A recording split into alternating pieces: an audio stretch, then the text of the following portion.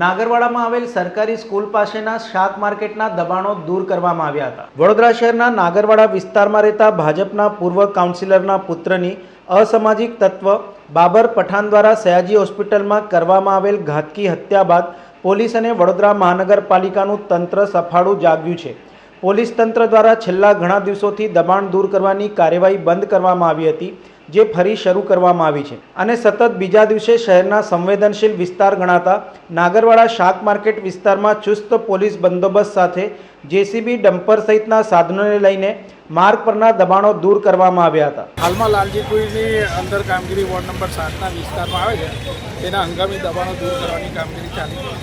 હંગામી દબાણ છે ટીડીઓ વિભાગ છે અને રોડ લાઇનનું બી જોઈને સંયુક્તપણે દબાણની ટીમ પોલીસ બંદોબસ્ત સાથે કામગીરી કરી છે। સમાચારોના સતત અપડેટ મેળવવા માટે લોકમત ન્યૂઝને યુટ્યુબ ઉપર સબસ્ક્રાઇબ કરો, બેલ આઇકોન દબાવો અને અમારી સાથે જોડાયેલ રહો ફેસબુક, ઇન્સ્ટાગ્રામ અને ટ્વિટર ઉપર।